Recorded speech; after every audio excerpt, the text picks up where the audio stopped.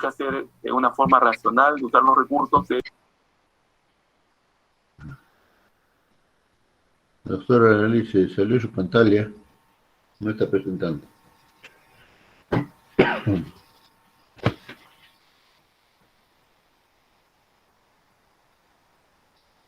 Sí, sí, doctor, no se preocupe. Sí.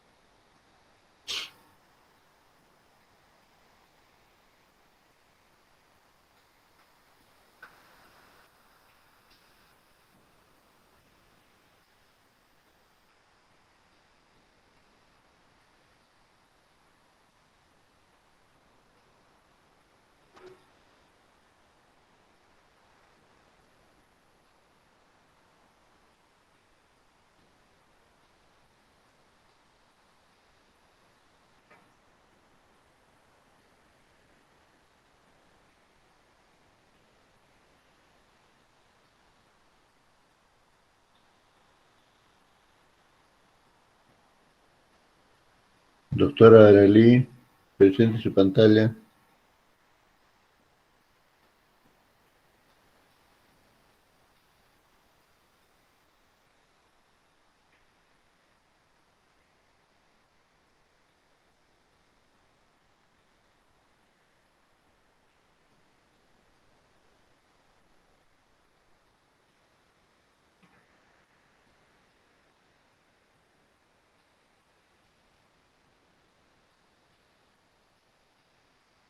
Doctora Aralí, ¿me escucha?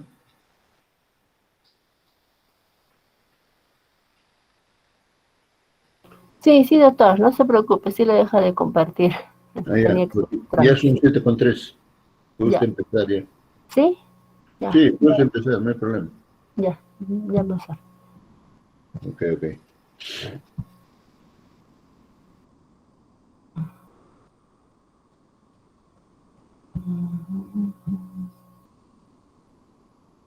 Está compartiendo, ¿no? Sí, ya está presentando, ya está. Ya, Quítele ocultar esa barrita de abajo y agrándela. ya. Una vez más, muy buenos días a los doctores, a los señores alumnos, y bueno, creo que esta es la última sesión de clases teóricas La que se tiene. penúltima. Penúltima. Ok. La penúltima clase del curso de parasitología. Bueno, vamos a hablar en esta clase lo que es el araneísmo, ¿no? Como podemos ver en la figura, nos damos cuenta que la gran mayoría de las personas tenemos lo que es el tema de la aracnofobia, ¿no? Tenemos miedo a las mordeduras de las arañas, ¿no? Muchos considerando que estas arañas que vemos en la figura podrían transmitirnos, o más que transmisión de enfermedades, el hecho es del daño que nos puedan ocasionar, es decir, la respuesta del organismo frente a la mordedura. Pero nos vamos a dar cuenta que no todo el miedo, los miedos que se tienen son justificados sobre todo con el tamaño y la forma, ¿no?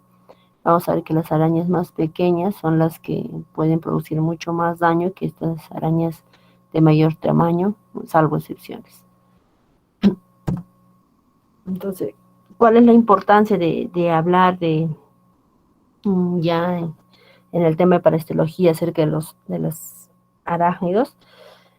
El tema es porque es importante por el problema de salud pública, es un problema de salud pública por el hecho que puede ocasionar la mordedura de las arañas.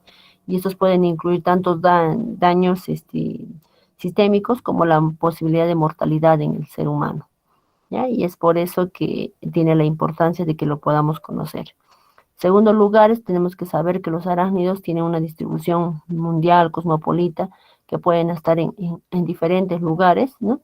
Siendo el Perú y nuestra zona también un lugar de la presencia de este tipo de arañas, y de las que vamos a hablar básicamente de importancia médica. Tenemos a lo que es la Oxoceles, tenemos a Lactrodectus y tenemos a al otro que es el foneuria, ¿no? El cual solo mencionaremos porque no hay muchos casos en nuestro país. Lo que sí tenemos, y tal vez el más grave, es el tema de los oxoceles. Entonces vamos a conocer ahí, como vemos en la figura, podemos ver a este arácnido, ¿no? Que tiene un cefalotórax, ¿no? Y un abdomen. Ustedes pueden ver en el cefalotórax que está compuesto de donde salen los 4 pares de patas, ¿no? Podemos ver el quelícero y una característica de los oceles frente a la otra especie que es Lactodectus es la presencia de 3 pares de ojos, en total 6 ojos, ¿no? Además, dentro de los quelíceros, bueno, vamos a mencionarlo cuando podamos ver la siguiente figura, pero hablando de lo que es el oxocelismo, como habíamos mencionado, tenemos más de 200 especies, ¿no? En nivel mundial, y dentro de ellas, bueno, dentro de la distribución que podemos encontrar a nivel de Sudamérica, tenemos sobre todo a Loxosceles leta, que es más frecuente en Latinoamérica, está en Finlandia y Australia, pero en realidad se encuentra distribuido en, en las diferentes zonas a nivel mundial. Ya. Ahora es mencionar, como bien reiterar, ¿verdad? Que el Oxoceles leta es mucho más frecuente esta especie a nivel de Sudamérica. Entonces, una vez más, viendo las características que tiene esta araña, ¿no? En primer lugar, el tamaño, si solo consideramos el tamaño de su cuerpo, sin considerar el tamaño de las patas, más o menos mide 1 centímetro, entre 1 y 1.5, y bueno, de manera extendida con todas la extensión de sus patas es aproximadamente 3 centímetros. La característica también es que tiene una coloración parda, algo café, ¿no? Café. Y su hábitat, su forma de vida, por lo general es solitaria, ¿no? Viven solas, son sedentarios y son muy tímidas, ¿no? No suelen exponerse ni atacarnos de manera inesperada si es que nosotros mejor dicho, si es que ellos no se ven amenazados, no podrían ocasionar daño, ¿no? Entonces, a recordar eso porque son puntos importantes para ver en qué momentos son los que nos podrían ocasionar este tipo de mordedura. Ahora, siempre y recalcar para la identificación de las arañas, está compuesta por los 6 ojos que habíamos mencionado, que son 3 pares así se cierta. Tenemos ya las yo mencionadas los 4 pares de patas largas, ¿no? Y tenemos que ver que los hábitos es que suelen presentarse pues en lugares ocultos, ¿no? Dentro del domicilio, por lo general son intradomiciliarias, ¿no? Son intradomiciliarias, y por lo general cuando estas pueden ocasionar daño suele suceder en horas vespertinas, ¿no? O muy temprano o anocheciendo por la noche, porque son momentos en que las personas suelen, por ejemplo, en la mañana al cambiarse la ropa, abrir el ropero, de repente de mucho tiempo, no haber hecho la limpieza o el mover la ropa o los objetos dentro del domicilio, va a ocasionar que estas arañas, bueno, habiten en ese lugar, y una vez que nosotros intentemos movilizar los objetos que están donde están ellas, se van a sentir amenazadas y por esa razón van a poder o pueden ocasionar o volverse agresivas, es decir, en defensa, ¿no? Cuando ellas se sienten agredidas es que pueden morder, ¿ya? Por eso, como decía, no son agresivas, pero suelen morder si son molestadas. Y eso va a pasar, como habíamos mencionado, cuando tenemos en los hogares, porque son intradomiciliarios, es una característica, son intradomiciliarios y se ubican en zonas pues ocultas donde no hay mucho movimiento de los objetos que están dentro del domicilio, ¿ya? Nombres comunes, es conocida como la araña de los rincones, es una araña casera, la araña parda, algunos conocen, y bueno, aquí tenemos una figura de lo que son los quelíceros, ¿no? De los quelíceros, el par de quelíceros que tiene el oxoceles, el cual está conformado por, en la parte final están los dientes, que son los dientes inoculadores, Los dientes inoculadores, un par de dientes inoculadores. Y otra característica también es que en la parte inferior del clicero tiene los dientes, el diente opositor, ¿no? A través de la cual van a inyectar o morder, ¿no? Más que inyectar, morder e inyectar también a través de lo que son los clíceros el veneno. La forma de presentación, o en todo caso la forma de daño que pueden presentar este tipo de arañas, recordemos que es por la ponzoña, es decir, por el veneno que pueden inocular. Y este veneno, bueno, puede estar compuesto por enzimas, ¿no? Puede estar enzimas, proteínas, por proteínas, por neurotoxinas, ¿no? Dentro de la enzima característica que podemos encontrar, tenemos a la hialuronidasas, las ATPasas, las proteasas, y dentro de los componentes peptídicos tenemos a la que es la causante en gran parte del daño, del cuadro clínico que pueda presentar por la presencia de este veneno en el organismo, es la esfingomielinasa, D, ¿ya?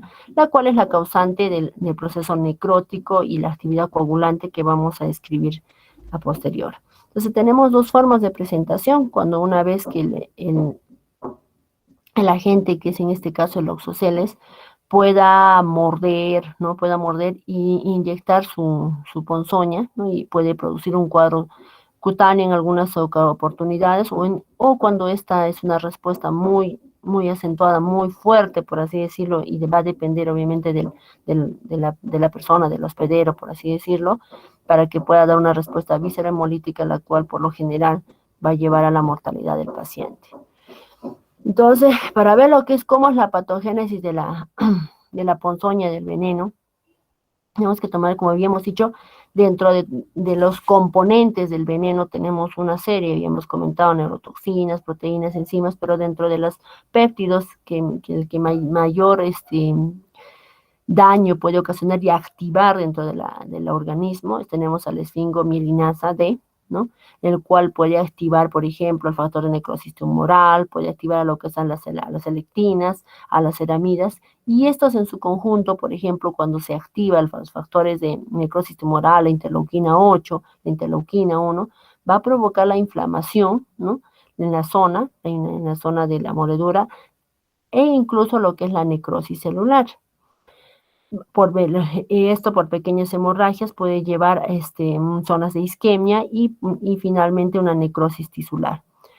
De igual forma puede ocasionar la activación de las selectinas, que va a dirigir, por así decirlo, va a permitir la adhesión y la migración leucocitaria y de las plaquetas a las paredes del endotelio, provocando lo que son una vasculitis, y esto podría también conllevar a una necrosis tisular. De igual forma, la activación de lo que son las ceramidas va a conllevar, aunado a los anteriores, lo que es la formación de pequeños microtrombos, y esto va a ocasionar las zonas isquémicas, que ya vamos a ver en la siguiente lámina cuál es la característica de la zona donde la araña muerde y deja el veneno. Entonces, aquí tomando un panorama un poco más amplio, ¿no? De las lesiones que puede ocasionar el veneno de los oceles, ¿no? De todas las que habíamos mencionado, no olvidarse de la esfingomielinasa, que lo repito y lo repito porque es importante, porque es el principal, ¿no? Además de todos los otros componentes que tiene el veneno. Pero dentro de los que más ocasiona o puede activar, tenemos a la esfingomielinasa D. Entonces, una vez más, recalcar que va a activar, ¿no? Va a aumentar, por ejemplo, habíamos hablado de las selectinas, esto va a incrementar que los neutrófilos vayan o empiecen a migrar hacia los tejidos, ¿no? Va a haber una liberación de las citoquinas, y al liberar las citoquinas y las quimioquinas va a aumentar el proceso inflamatorio de la zona. Va a haber una agregación plaquetaria, que va a haber un trastorno de la cascada de coagulación, el cual puede incluso ocasionar una coagulación intravascular, pero al inicio, dependiendo de la respuesta, de la forma como se presente, va a presentar microtrombos, ¿no? Y esto va a provocar la isquemia, ¿no? Porque no va a permitir la circulación en esa zona, ¿no? Al mismo tiempo, la activación del complemento, que va a provocar una distorsión del proceso de coagulación, lo que va a provocar la hemólisis, ¿no? La destrucción de lo que son los glóbulos rojos, Y finalmente, pues todo esto podría ocasionar, ¿no? También el tema del veneno podría ocasionar una nefrotoxicidad, ¿no? Además de una rhabdomiolisis. Esto al final nos va a conllevar a que hay una probable posibilidad, y tal vez la más grave en el paciente, es la posibilidad de presentar una insuficiencia renal aguda, el cual tiene que ser acudido de manera inmediata. Además de una lesión, ¿no? En la zona donde se ha producido la mordedura y conocida como la lesión dermonecrótica.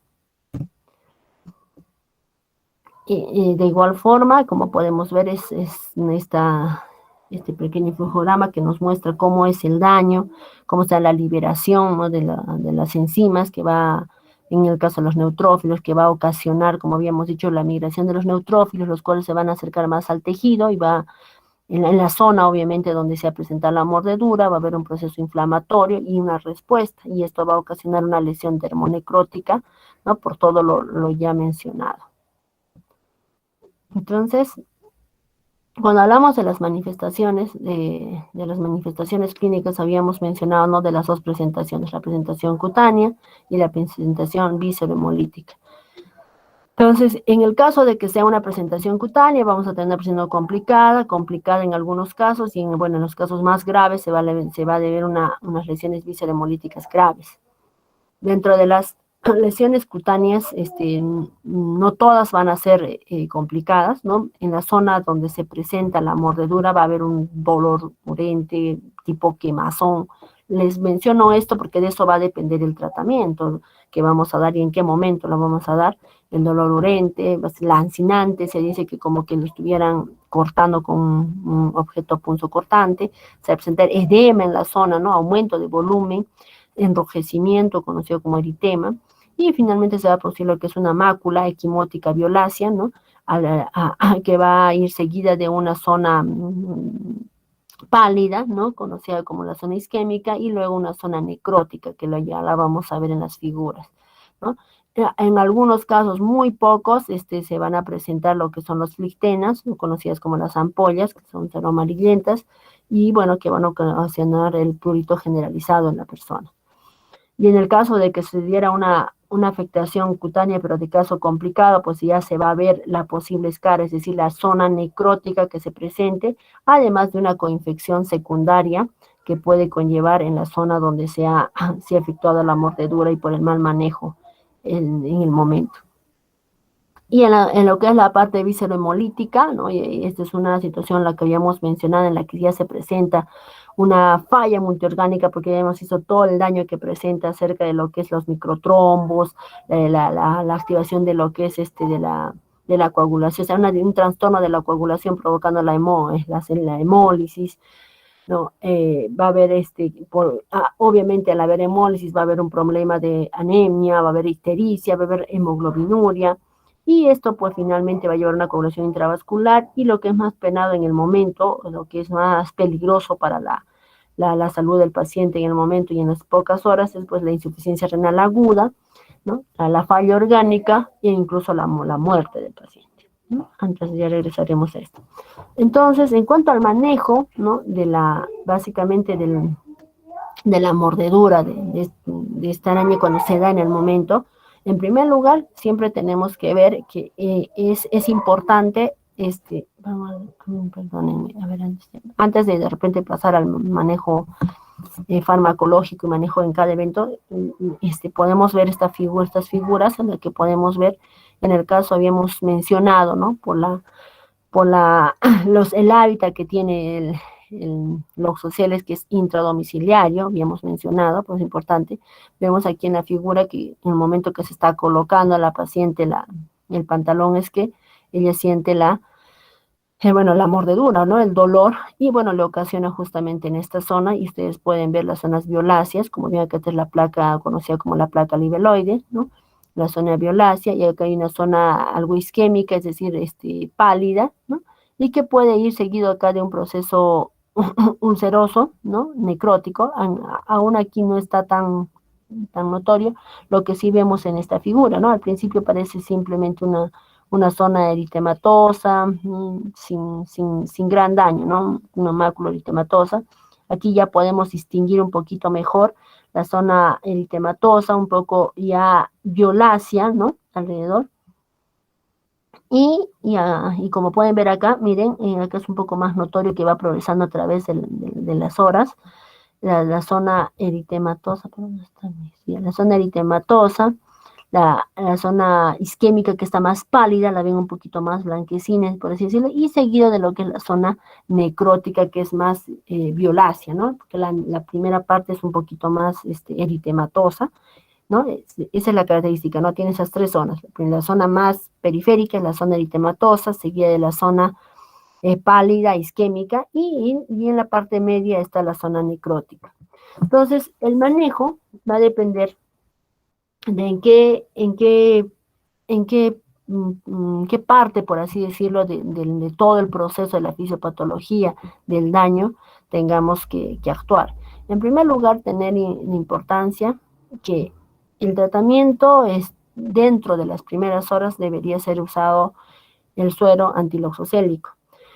En el Perú se tiene la presencia de este suero, sin embargo, la presencia no lo tienen todos los establecimientos en primer lugar, ¿no? Porque lo produce el Instituto Nacional de Salud, sin embargo, no hay la logística necesaria para que todos los establecimientos, tal vez de primer nivel, donde más se va a requerir, pueda tenerlo, o en los hospitales, algunos, ¿no? En Lima, tal vez sí lo tiene el Hospital Cayetano y algunos, pero no es muy asequible al momento que uno necesita.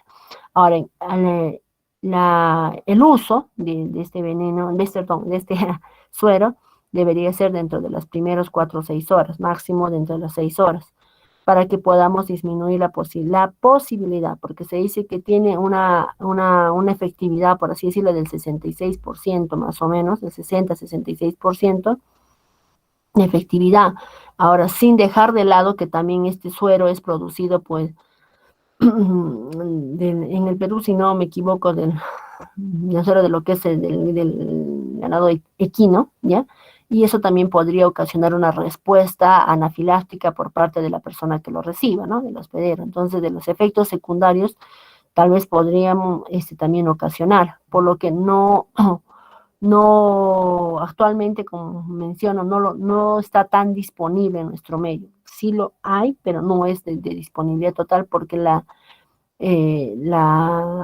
frecuencia, la prevalencia que tenemos en nuestro país, si bien es cierto, ha ido en aumento, sin embargo, hasta la fecha no hay, la tasa de mortalidad es muy baja, ¿ya?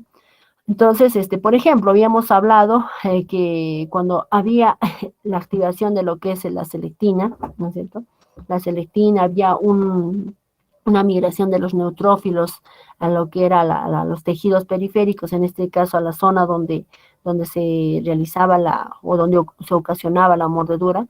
Bueno, se dice actualmente que podrían utilizarse, lo vienen utilizando en varios lugares, tanto en Perú como en México, por ejemplo, lo que es la dapsona. Pero esto más con la intención de disminuir la lesión propiamente cutánea, es decir, de la piel, más no para disminuir la posibilidad de evitar en los cuadros graves, como son en los cuadros visceromolíticos, ¿no? No es tanto así. Y solo se puede utilizar dentro de los máximos, a partir del tercer día, se dicen no durante las primeras horas ni días, sino a partir del tercer día, ¿no? Y obviamente previamente, dentro de las evaluaciones correspondientes de los exámenes auxiliares que solicite, porque una vez que ya exista un daño renal, no debería ser utilizado. Por lo tanto, esta medicación es utilizada básicamente a nivel de hospitales, ¿no? Porque necesita el seguimiento y la monitorización adecuada. Lo que sí está tal vez un poquito más asequible para los establecimientos es el uso de los corticoides, ¿no? El uso de los corticoides, porque habíamos mencionado el proceso inflamatorio que produce. ¿Y por qué corticoides y no AINES, ¿no? Porque, por ejemplo, los AINES, como por ejemplo lo muy conocido por nosotros, el ibuprofeno, el naproxeno, ¿por qué no utilizarlo?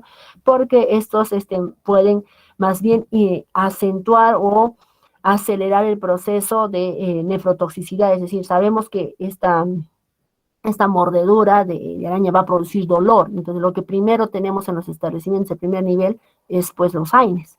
Entonces, no iniciar ni dar al paciente AINES. ¿Por qué? Porque podríamos acelerar el proceso de nefrotoxicidad y obviamente ocasionar una insuficiencia renal. Entonces, hay que evitar el uso de AINES. Podría colocarse los corticoides, ¿no? A nivel de, con la intención de poder retrasar estos eventos que pueden ocasionar la liberación de citoquinas y quimioquinas, pero lo principal está en el manejo de la hidratación, ¿no? Porque hemos dicho que la complicación más grave que presenta una mordedura, una posible complicación más grave, es una insuficiencia renal aguda, lo cual podría empeorar el cuadro del paciente e incluso provocar la mortalidad. Entonces tenemos que centrarnos en la hidratación del paciente, ¿no? Durante las primeras horas para evitar de que hubiera una complicación y monitorizar la coloración de la orina, y si es mejor que estos tipos de pacientes puedan quedarse en observación, si fuera posible, en los establecimientos de primer nivel, o por lo menos hacerles las visitas domiciliares que sí están permitidas en esas zonas, para verificar cómo está el estado del paciente. ¿Ya? Y en segundo lugar, a la hidratación, ¿en qué tiempos que puede presentarse? Bueno, se dice que pasada las 72 horas es un poco difícil ya que se pueda presentar esta complicación. Entonces, quiere decir que dentro de las 72 horas hay la posibilidad de que el paciente pueda realizar la gravedad, la complicación más grave, que sería una insuficiencia renal y la falla multiorgánica. No solo eso, ahora también es importante tomar en cuenta que esta complicación no va a depender del tamaño de la lesión. Vamos a ver que, por ejemplo, esta pequeña lesión, ¿no? Aparentemente pequeña, de unos 3 centímetros, podría ocasionar ese daño que habíamos mencionado, que sería la falla multiorgánica, la insuficiencia renal, y esta grande que podemos ver acá, tal vez no. Entonces, no depende del tamaño de la lesión que encontremos, que veamos en el paciente, de lo que nosotros podríamos pronosticar de que el paciente va a hacer o no el cuadro o la complicación. Entonces, lo importante siempre es hidratar, no dar AINES, ¿no? Y segundo, monitorización y observación durante las 72 horas, ¿no? Esto es como pueden ver ahí en los lictenas, este es un caso mucho más severo, ¿no? Como, si bien hemos dicho, no tienen mucho que ver con la lesión, pero en este caso, en el que pueden ver en la fotografía, ¿no? Es un caso ahí que se dio en Lima, ¿no? En la que se evidencia que ha habido ya una fasciitis necrotizante, en la que en este caso, bueno, ya implica que tenga que ser amputado para que pueda sobrevivir, caso contrario, va a fallecer el paciente. Entonces, dentro del manejo, para ver lo que es la forma cutánea, lo que debemos saber todos es calmar el dolor, nunca con AINES. No AINES, sí podemos utilizar paracetamol, de lo más conocido para nosotros y en todo establecimiento. Podemos utilizar el tramadol también si el dolor fuera muy, muy intenso, ¿no? La dapsona, como habíamos mencionado, se puede utilizar, pero eso en primer lugar no lo tenemos disponible en los centros de atención de primer nivel, por lo tanto tienen que ser referidos los pacientes, depende cómo los veamos, sobre todo en la evolución de la placa libeloide, porque a veces suele demorar la curación y a veces puede complicarse. Entonces se ha visto que tiene efectividad en la disminución de la lesión de la placa libeloide, y para eso se utiliza dapsona, pero eso ya es un manejo hospitalario y por lo tanto tiene que ser referido el paciente, ¿no? Bueno, en el caso de Fictena, si en el caso hay una sobreinfección, es decir, un problema de celulitis u otros, sí podemos aplicar antibióticos, ¿no? Como la clindamicina, oxacilina, entre otros. Los antihistamínicos, si el paciente tiene mucho, por lo general presentan o dolor o prurito, entonces sí está permitido los antihistamínicos. Los corticoides también, ¿no? Porque habíamos visto que podemos ayudar en el proceso de antiinflamatorio por la activación que tenían por las citoquinas y evitar ese proceso inflamatorio.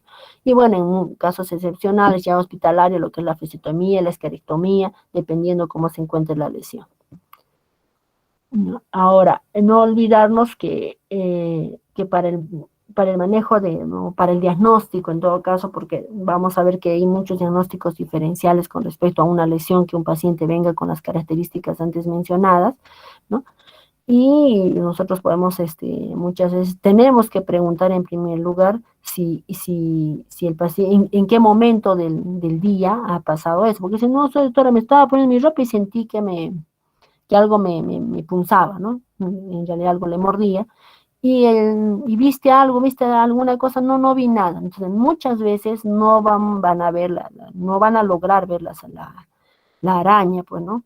Y por lo tanto no podemos insistirle al paciente que lo use, que lo traiga, porque algunas veces sí va a ser factible que lo pueda ver directamente y, bueno, si es posible capturarla, traerla, ¿no? Siempre con el cuidado correspondiente.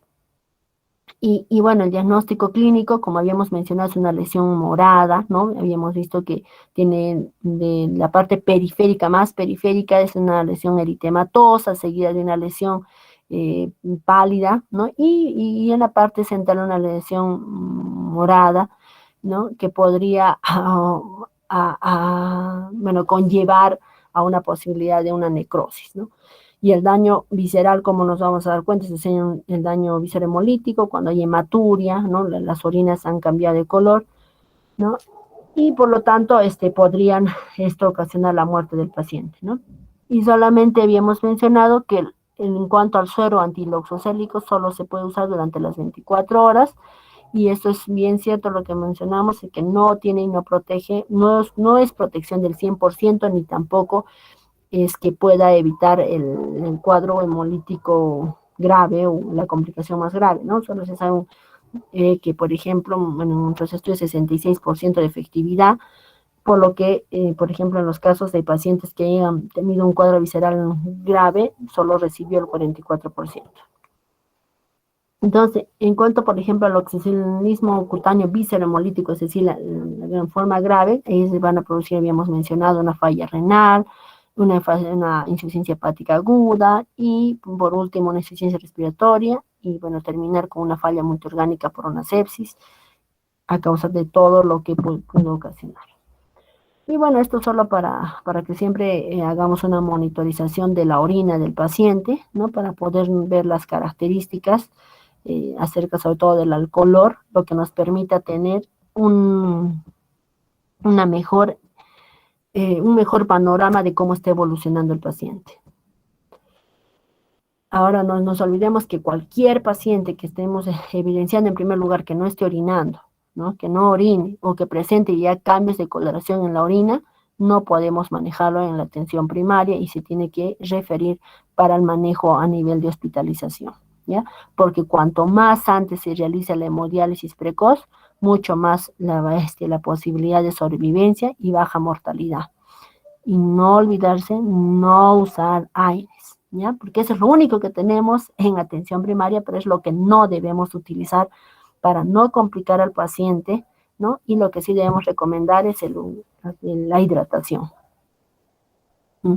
Ahora, ¿cuáles son los factores que podrían determinar? ¿Por qué algunos, no, que no todos los pacientes, en primer lugar, hacen los cuadros graves, ¿no? Algunos pacientes hacen, algunos no, algunos hacen solo leve, otros moderado y algunos severos.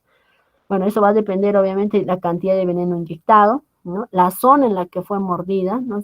Bueno, lo que he revisado dice que en algunos estudios se ha visto que, por ejemplo, cuando es en zona de tórax, cara, esos son zonas en las que podrían complicarse o llegar a cuadros severos, ¿no? En cuanto, por ejemplo, el sexo y el estado de maduración de la araña, ¿no? Si es una araña pequeña que todavía no alcanza la maduración, obviamente no va a inyectar la misma cantidad de veneno que una araña ya madura. Depende también de la edad del paciente. Definitivamente los grupos más afectados son los niños y los ancianos, en especial los ancianos, porque son las personas que, en primer lugar, en la zona, no solo en zonas altoandinas o zonas rurales, por así decirlo, no se cambian mucho las ropas. También en zonas urbanas, los pacientes adultos mayores o todos los que tienen demencia no suelen tener la costumbre de cambiarse la ropa, ¿no? Permanecen con la misma ropa y los familiares sufren, obviamente, porque no se deja el adulto mayor, y son los pacientes que a veces tienen amontonadas, bueno, sus ropas, sus costumbres por la demencia que sufren, tienen sus habitaciones no en buenas condiciones higiénicas, ese es por un lado, y por el otro, no hay mucho movimiento de los objetos, ¿no? Que son necesarios la limpieza, el polvo y todo eso hay que hacerlo, y como ellos no lo tienen, pues son un grupo bastante afectado. Y otra condición que también va a ayudar a que el adulto mayor sea el más afectado es que el adulto mayor toma poca agua. Entonces son condiciones que van o son factores que de una otra manera, hacer que el paciente tenga el peor pronóstico, ¿no? Y también depende también de las características genéticas de la persona. No todas las personas tienen la misma reacción frente a la inoculación del veneno, ¿no? Algunas personas reaccionarán de forma mucho más agresiva que otras, y lo cual va a depender mucho de su genética, de su estado nutricional también, ¿no? Para que la respuesta sea de manera diferente. Y implica también mucho el tratamiento y el inicio del tratamiento lo más pronto posible. Eso en cuanto al oxocelismo. Ahora hablemos del otro arácnido de importancia en medicina, que es el lactrodectismo, ¿no? Producida por la Lactodectus mactans, ¿ya? Como pueden ver, es conocida esta araña como la viuda negra, ¿no? Una característica de ella que vamos a poder ver, la característica de ella es en primer lugar la coloración, por eso es conocida como la viuda negra. Es conocida como la viuda negra no solo por la coloración de negra, sino también por el hecho de que ella una vez producía la cópula con el macho, elimina al macho, se lo come, ¿no? Y por eso es conocida como la viuda negra. Segundo, otra característica dentro de su morfología es la presencia de los 4 pares de ojos, a diferencia de los oceles, que tenía 3 pares de ojos, este tiene 4 pares de ojos. Además, en los quelíceros, si recuerdan, en los oceles habíamos mencionado que tenían 2 tipos de dientes que estaban al final de los quelíceros, y eran los dientes inoculadores y el diente opositor. A diferencia de los oceles, la Lactodectus solo tiene los dientes inoculadores, como vamos a poder ver. Inoculadores, los que vemos acá. Los dientes inoculadores, aquí están los quelíceros, y estos son los palpos, a través de cómo se aparea con el macho. Y otra característica también es que vemos esta coloración rojiza, ¿no? Rojiza, y se dice que tiene la forma de su abdomen como la especie de un reloj de arena, ¿no? Una forma y una coloración que la permite distinguir. Es decir, sería una araña de color negra, ¿no? Con rayas, líneas rojas, ¿no? Que da la apariencia de ahí de un reloj de arena, los 4 pares de ojos, y los quelíceros solo tienen un diente, ¿no? Los dientes inoculantes, más no los opositores. Como vamos a ver acá. Y al igual que los oceles, Lactodectus tiene también su ponzoña, su veneno, ¿no? Pero este veneno tiene una característica principalmente, su composición está compuesta por varias neurotoxinas, dentro de ellas la lactrosina, la lactrofilina y la neuroxina. Pero ¿cuál es la característica de esta ponzoña, de este veneno? Es que van a afectar básicamente o van a bloquear, ¿no?, las terminaciones nerviosas, y lo que va a llevar a una parálisis muscular. Y la propiedad de esto es básicamente que hay una liberación, va a estimular la liberación de acetilcolina y las catecolaminas en el sistema nervioso central, y esto va a provocar la exocitosis de las neuronas y las células endocrinas. Vamos a mencionar dentro de un rato. Dentro de la afectación neurológica, la fisiopatología básicamente está basada en que afecta la liberación presináptica de los canales de calcio, lo cual va a permitir o estimular la liberación de acetilcolina, ¿no? ¿Y esto qué va a ocasionar? La liberación de la acetilcolina, en primer lugar, que la membrana citoplasmática va a provocar la aparición de poros, ¿no? Es decir, la salida de los cationes, ¿no? Va a haber la activación de los canales de calcio, en este caso por la latrofilina, y la neurexina, no se conoce muy bien su acción, pero se dice que contribuye a la ya mencionada por la lactrodectina y la lactrofilina. ¿Bien? Entonces, básicamente lo que nos quede claro es que la afectación es neurológica, a nivel de lo que es el sistema nervioso neurológico, ¿no? Como una vez más reitero, y se va a dar a nivel de la liberación presináptica de los canales de calcio, ¿no? Y esto, ¿qué va a hacer? Va a estimular la liberación de calcio.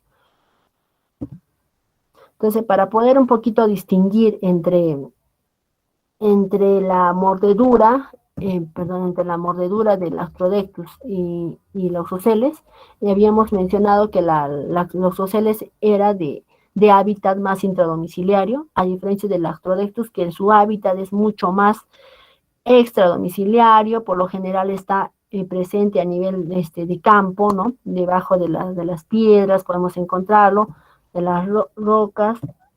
No, acá lo tenía. No tengo. Ya.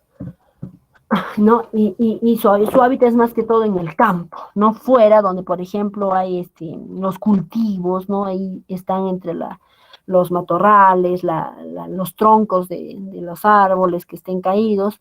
Debajo de ellos podemos encontrar esta araña, como es el Astrodectus matus. Si bien es cierto en el Perú, bueno, hasta el año pasado por lo menos no había ningún registro de mortalidad ocasionada por la Astrodectus. Sin embargo, esta mordedura sí podría ocasionar la mortalidad del paciente, porque como habíamos visto, afecta a nivel del sistema nervioso central, ¿no? Y eso va a ocasionar, como habíamos visto, a nivel de lo que es las terminaciones presinápticas, la liberación de calcio y esto obviamente la persistencia de acetilcolina, lo que va a provocar las contracturas musculares que ya vamos a mencionar en las siguientes láminas.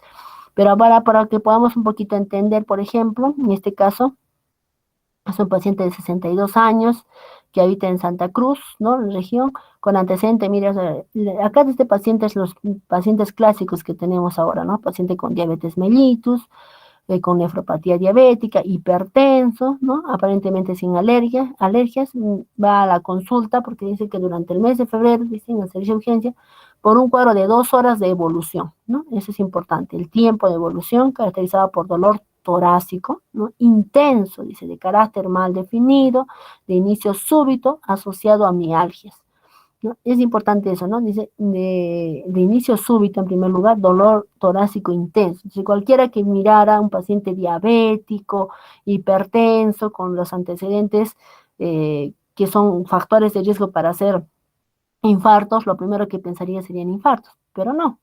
Siempre es importante, por eso, hacer una buena anamnesis para que podamos hacer un manejo adecuado de la patología que se tenga del paciente, ¿no? Y en este caso, como vemos, ¿no?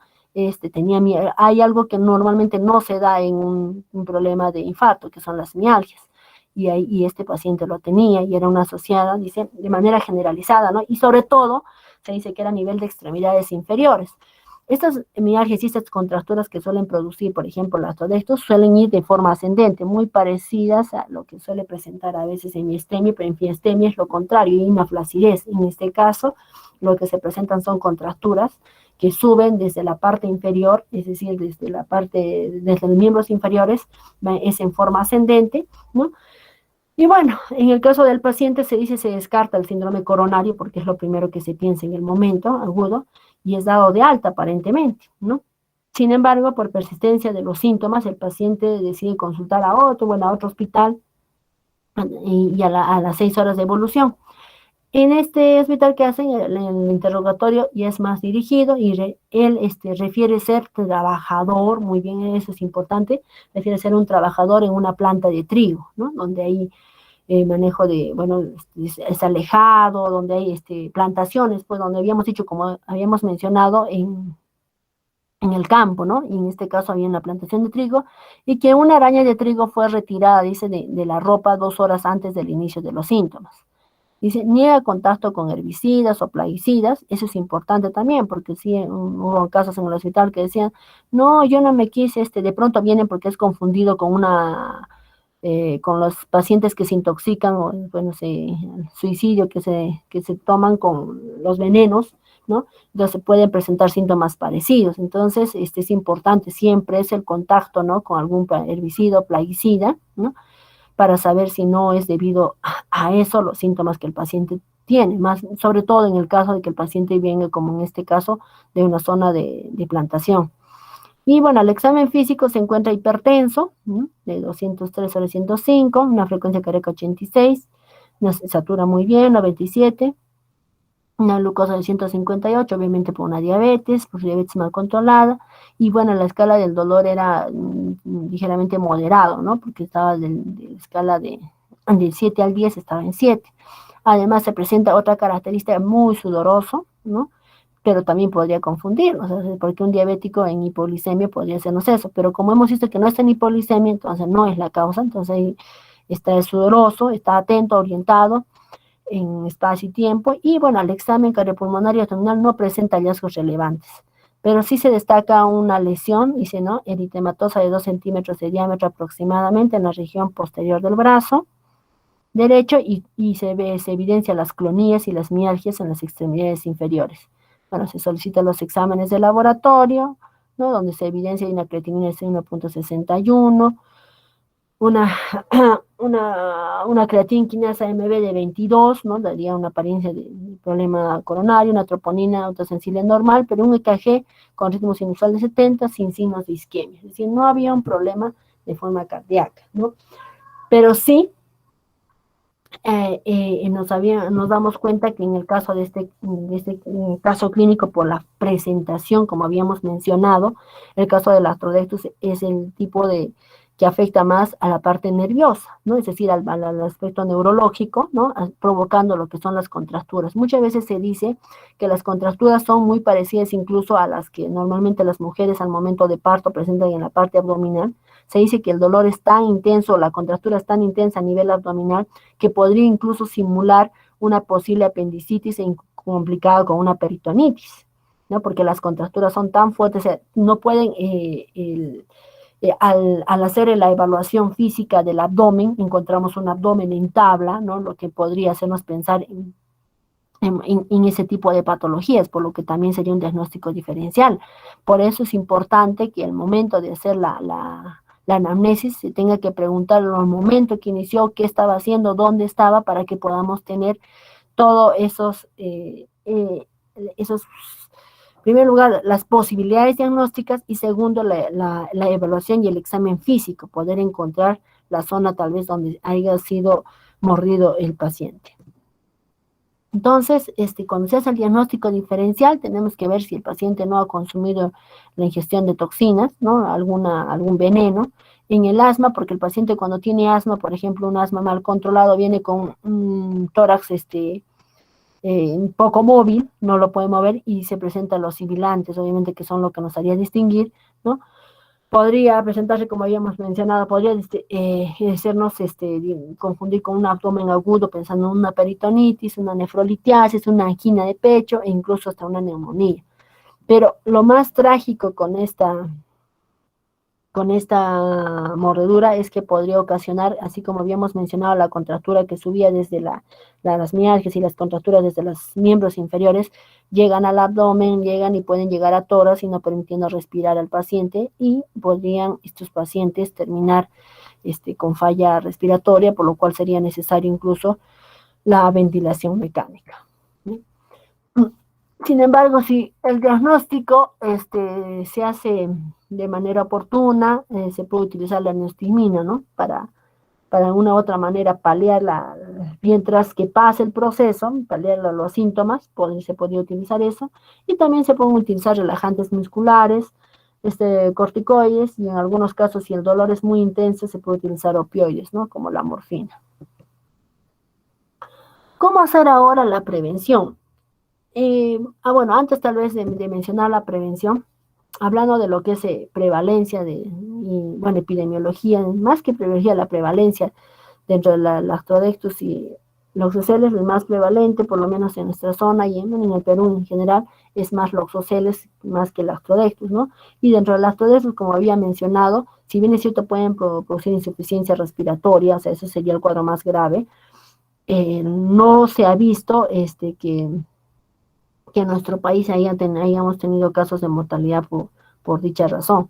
Sin embargo, también dentro del tratamiento hay el suero anti-Astrodectus, ¿ya? No lo tenemos en el Perú, hasta donde yo sé. Esta patología es bastante frecuente, por ejemplo, por la mordedura de las trochas en México, ¿no? Bastante frecuente, ahí donde se tiene todo un protocolo de manejo desde el suero antilactodectus y el manejo oportuno de lo que implicaría la posibilidad de una insuficiencia respiratoria. Entonces, ¿cómo podemos prevenir? Porque la idea es prevenir y evitar estos cuadros complicados que podrían quitar la vida de nuestros pacientes, ¿no? En primer, siempre es importante la educación, ¿no? Y para eso es importante educar a la población en la identificación de las especies, ¿no? Y evitar el contacto con las mismas, ¿no? Si estamos en áreas rurales, hay que extremar la precaución, por ejemplo, en la recolección, transporte y limpieza de las cosechas, ¿no? Para lo cual es importante el uso, por ejemplo, de los guantes, del calzado, ¿no? En el momento, sobre todo cuando se realiza las cosechas, ¿no? Porque podrían estar dentro de los matorrales, de los matorrales o las plantas que están en cosecha, podrían estar estas viudas negras, ¿no? Y podrían ser las personas expuestas a esta mordedura. Y en el caso, como habíamos mencionado, de las zonas urbanas, es decir, la posibilidad de las mordeduras por los oceles, tendríamos que siempre, y es importante siempre, ayudar a los familiares. Yo lo menciono más adultos mayores porque ese es el grupo en donde trabajo y donde sí he visto este problema del tema de acumular ropa, no mover, no solo porque el adulto esté con demencia, sino porque ya las fuerzas no les alcanzan a los adultos mayores y tienen acumulados en sus habitaciones o en sus casas y no hay quien los ayude. Entonces es importante poder mencionar ahí que siempre sacudir la ropa, no tener la ropa guardada en los closets sin movilizarlas o sin ventilarlas por lo menos una vez al mes, por así decirlo, ¿no? El uso del calzado, ¿no? En la ropa de cama también, a veces no, bueno, todos, porque hay algunas familias, sobre todo de pocos recursos y poca educación, que no hacen buen cambio del tendido de las camas, ¿no? Es importante eso. Y bueno, en el área laboral habíamos mencionado sobre todo los que trabajan en zonas del campo, con chacras, el uso de los guantes y las vestimentas adecuadas, ¿no? Sí, reiterando una vez más, la limpieza periódica de los hogares, la eliminación de los artrópodos entre los hogares, ¿no? Y alejar las camas de las paredes también es importante, porque, por ejemplo, el caso de las oceles siempre están en zonas, son tímidas, se le dicen arañas tímidas porque las están ocultas, ¿no? Y se pueden presentar ahí en zonas oscuras, como por ejemplo las ventanas que no son limpiadas, es importante siempre sacarle el polvo, ¿no? Hay que mover y retirar los objetos apilados por largo tiempo, lo que habíamos mencionado, y se debe tener siempre precaución en la utilización de plaguicidas, que no es lo adecuado, ¿no? Lo más indicado sería siempre la movilización, la limpieza y el adecuado uso de los elementos que nos protejan. Bueno, dentro de lo que es el manejo, hay casos, ¿no? Siempre depende del grado de instrucción de los pacientes, ¿no? Hay pacientes que ven una herida, se asustan y pueden, en primer lugar, en vez de ayudar a que la lesión está o la mordedura, de repente por el dolor que presenta, le pueden colocar sustancias, ¿no? Primero lo que tenemos que hacer siempre es lavar, porque hay que evitar las sobreinfecciones bacterianas, sobre todo. Entonces, para eso hay que lavar la zona de la mordedura, ¿no? Evitar el uso hay personas, pues cada cosa que se ve que pueden utilizar torniquetes, nada de eso, ¿no? Hay que evitar eso, evitar los remedios caseros de colocarle azúcar, le colocan cebolla, hacen de todo en las heridas, hay que evitar todo ese tipo de manipulaciones, ¿no? Y hay que educar a la población que una vez que ellos sean mordidos tengan que acudir al establecimiento de salud, ¿sí? Nada más sobre todo eso. Y bueno, las arañas son parte de nuestro mundo. Ellas por sí solas no suelen ocasionar daño, salvo nosotros, bueno, ellos se vean, ¿no? No más que nosotros, ellas se vean amenazadas. Son parte del ecosistema y es importante cuidarlas también. Muchísimas gracias. No sé si tengan alguna pregunta. Se invita a los jóvenes estudiantes a que hagan sus preguntas respectivas sobre peroneísmo, porque en el chat no hay ninguna, doctora. Fran Rodolfo dice si las arañas podrían ser vectores de alguna enfermedad. Bueno, en sí mismas no pueden producir enfermedad, salvo, ¿no?, que en sus patas las arañas puedan llevar, como cualquier vector, podrían llevar bacterias, ¿no?, que podrían sobreinfectar la herida que pueden ocasionar, pero por sí mismas no ocasionan, o sea, no llevarían, no corresponderían a vectores como los hemos estudiado más antes, ¿no?, como el de la chirimacha, entre otros, no. Solo los que podrían, sería un tipo de vector mecánico, por así decirlo, ¿no?, que podrían llevar las bacterias, algo que donde sus pies hayan estado y podrían llevarlo a la piel del paciente. Solo eso. Ok, ¿algún otro joven que quisiera hacer su pregunta? Fran Rodolfo dice gracias. Yarisa, por favor, levantó la mano, intervenga. Doctora, una pregunta. ¿Cómo puedo diferenciar si una araña es venenosa y otra no? Además de la locación donde la encuentre, digamos, con solo verla. ¿Cómo? ¿Me lo puedes repetir, por favor?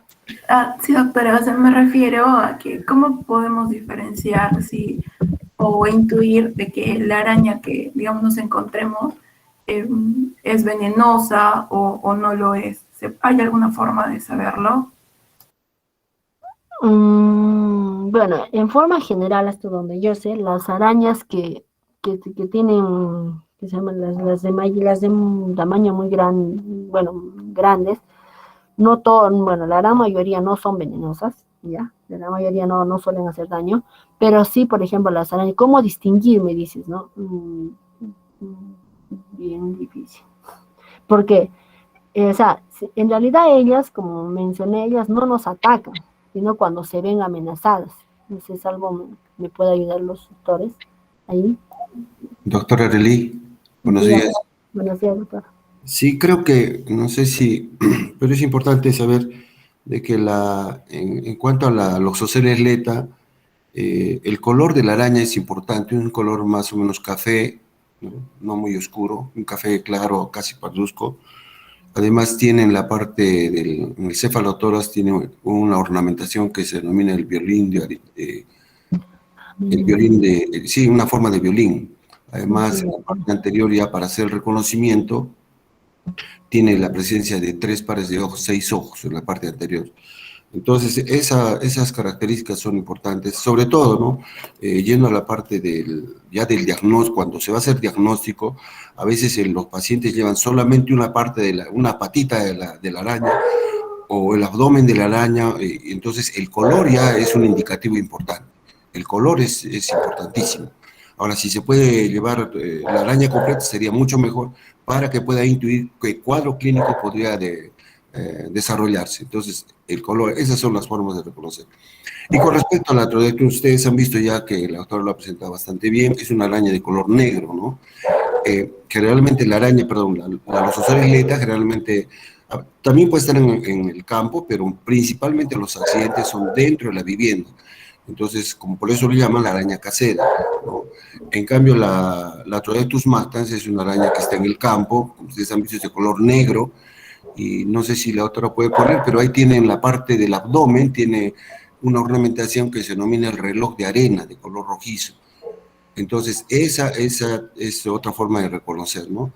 Y no sé si, pero por ahí también he visto que preguntaron acerca del ciclo. Sí, el señor Juan Salas pregunta, sí. ¿Cuánto dura el ciclo reproductivo de una araña? Sí, el ciclo de la araña, por si acaso, la metamorfosis es de que la araña coloca los huevos en una ooteca, ¿ya? Es vamos a decir, va a tejer la araña vamos a decir, como digo, de una forma redondeada, una estructura redondeada que se denomina ooteca, y dentro de esa ooteca va a colocar los huevos. Entonces también las ootecas de cada araña son típicas, ¿no? Bueno, de las ootecas salen los juveniles, aquí es huevo, juveniles, adultos, y toda la metamorfosis, todo ese cambio, el desarrollo puede durar un año y más, ¿no? No se puede saber, todo depende indudablemente del medio ambiente y de la alimentación que pueda tener. Eso es todo. Entonces no se olviden, ahí es huevo, juveniles, adultos, ¿no? Y la Doctora diferencia. Arely, hay otra pregunta en el chat. Gracias. Dice, el joven Omar Merino le pregunta si son los únicos arácnidos que se pueden encontrar en el ambiente casero o hay algunas otras especies que se pueden encontrar dentro de la casa, otras especies de arañas. Sí hay otras especies. Sí hay, o sea, en los domicilios podemos encontrar varios tipos de especies, incluso hay unas más pequeñas, no sé si el doctor Rolán me puede ayudar con el nombre, que suelen comerse incluso a los oceles, ¿no? Y son mucho más pequeñas que los oceles. Esas son las más pequeñas, si no me equivoco, y que de una u otra manera ayudaría al control biológico, por así decirlo, dentro de lo que es el ambiente. Pero sí existen otros. No sé si doctor usted me puede ayudar con los nombres. Sí, o sea, sí, doctora Arely, hay varias especies de arañas, inclusive de colores, sobre todo cuando uno tiene jardín, a veces se presentan arañas de colores, lo que le llaman comúnmente el cusicusi, pero las arañas que tienen importancia como causantes de daño, en el caso del hombre, son estas dos, ¿no? Los oceleleta y la Trodectus mactans. Además hay otras arañas, pero principalmente son de valle, la Glyptocranium gasterocantoides también, pero esos son de los viñedos, generalmente en campo, y cuya frecuencia de mordedura no es, en realidad hace muchos años que no sé, por lo menos no escucho de eso, ¿no? Entonces, dentro de todas las variedades de las especies de arañas, nos interesa Loxoceles y Latrodectus, por la frecuencia y por el daño que ocasiona. Gracias. Doctora, si me permite, yo quería decir algunas cosas de tipo general. En relación a lo que están preguntando, lógicamente, como usted ha dicho, hay muchas arañas que pueden estar en el jardín, en la vivienda, y que muchas veces no son venenosas. Una forma, digamos, rápida de darnos cuenta es la forma de la tela de araña. Esas arañas que hacen telas geométricas generalmente no son venenosas, ¿no? Mientras que los oceles hace una tela muy irregular. Eso puede ayudar en algo. Pero en general hay muchas arañas. Y potencialmente todas pueden ser venenosas, porque utilizan el veneno para alimentar o capturar a sus víctimas, ¿no? Los insectos. Pero yo quería mencionar algo que como médicos, cuando ustedes empiecen a trabajar, es importante tener en cuenta. En primer lugar, que el loxocelismo es tiene, mejor dicho, una presentación muy peculiar, que a veces incluso el médico le dice, no tienes nada y corre bien. Y ese paciente regresa a las 24 o 48 horas en insuficiencia renal aguda y se muere. Y mientras que el paciente que viene mordido por la Trodectus es un paciente que desde que entra al consultorio, a la emergencia, hace lío, reclama, se siente mal, tiene fiebre, dolor, no puede respirar, entonces se queja, lógicamente. Y eso generalmente pasa en cuestión de horas, pero el otro sí es mucho más peligroso. Entonces, deben darse cuenta de que potencialmente cualquier mordedura de loxoceles, sobre todo, puede ser que pase desapercibida, puede ser que no le suceda nada, ni siquiera una herida importante, pero en otras puede causar una lesión cutánea muy severa o, de lo contrario, producir hemólisis con insuficiencia renal aguda y muerte. Entonces, las recomendaciones generales son que debe de cuidarse, como se ha dicho ya anteriormente, que hay que cuidar que no se infecte con bacterias, una limpieza de la zona y la precaución de examinar la orina es sumamente importante. ¿Y qué es lo que se tiene que hacer? Es darle muy buena hidratación, que tome mucho líquido y que la micción, la orina, se colecte en botellas de plástico transparente para ir viendo el cambio de color de las diferentes micciones. O sea, yo tengo varias botellas durante el día porque ha tomado mucha agua y entonces el agua protege el riñón en parte y también la buena hidratación, y aparte nos permite tener una buena cantidad de orina que nos va a servir para ver el cambio de coloración. Apenas ese paciente empiece a orinar color rosado, ese paciente debe de ir a un hospital para la atención que probablemente llegue a ser incluso una diálisis, ¿no? Entonces, creo que esa recomendación es práctica para todos ustedes, que siempre tienen que tener en cuenta que una mordedura de araña puede ser una cosa muy sencilla, pero también puede significar la vida de una persona. Entonces, nunca dejarla a su libertad, que el paciente se vaya y que no esté en contacto con nosotros. Nada más que eso, doctora. Muchas gracias. Gracias a usted, doctor. ¿Alguien más quiere participar? Sí, los alumnos, si es que quisieran participar, ya no hay en el chat ninguna, salvo que hagan directamente, ¿no?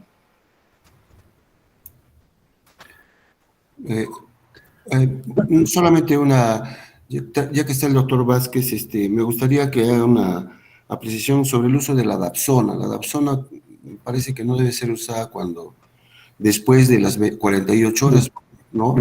Y la otra es el uso del suero antiloxoceles, que la doctora mencionó 24 horas, pero la efectividad creo que es menos. Me gustaría el doctor Vázquez. Sí, a ver, primero empecemos por el suero. Es la primera medida que uno debe pensar, el suero antiloxocélico, fundamentalmente, ¿no? El suero antilatroectos también, pero en primer lugar, tiene efectividad, sí, muy buena efectividad, 6-12 horas. Después ya comienza a disminuir. Por eso recomiendan algunos 24 horas, incluso algunos ya un poco más de 24 horas. Pero generalmente el suero, si ustedes saben la fisiopatología, actúa al inicio, cuando llega el veneno, y entonces este suero tiene anticuerpos que bloquean ese veneno. Si ya pasó, ya empezó a hacer toda la cascada de la fisiopatología, mayormente ya no va a tener efecto. Pero hay otro problema práctico también en lo que es el manejo del antisuero. Si ustedes, el suero antiloxoceles, si ustedes van a una farmacia, no lo van a encontrar. Si van a un hospital, a un centro de salud, tampoco van a encontrar. Entonces, es muy difícil encontrar. El Instituto Nacional de Salud produce este suero antiloxoceles, pero llega por gotas a algunos centros, no siempre se encuentra. Eso por el lado del suero antiloxoceles. La dapsona es fundamentalmente para el problema cutáneo. Incluso está contraindicado cuando hay el síndrome viscerohemolítico, porque la dapsona puede producir metahemoglobinemia y que confunde y agrava el cuadro del síndrome visceral. Entonces, puede usarse, mejora, hay varios estudios que mejora, digamos, el pronóstico de la lesión cutánea, hace que sea más pequeño, menos profundo, cicatriza más rápido, pero como ha dicho la doctora, y muy bien que lo ha remarcado, esto es de manejo hospitalario. No se puede dar en el consultorio para que se vaya a su domicilio, porque puede producir metahemoglobinemia. En todo caso, hay que ser muy cauto en su uso. Muchas gracias. Gracias, doctor. Bien, yo creo que pasamos a la Sí, a partir de no hay ninguna porque necesitamos un buen tiempo aquí, ¿no? Para repasar lo que no se ha hecho de prácticas, o de práctica y de teoría. Ya, doctor. Okay. Muy bien, muchas gracias. Bien, gracias, doctora. Gracias, doctor. Gracias a todos. Gracias a todos. Buenos días.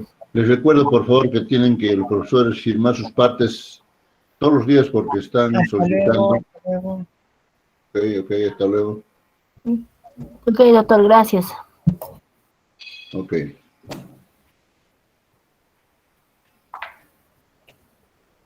Qué bonita su clase.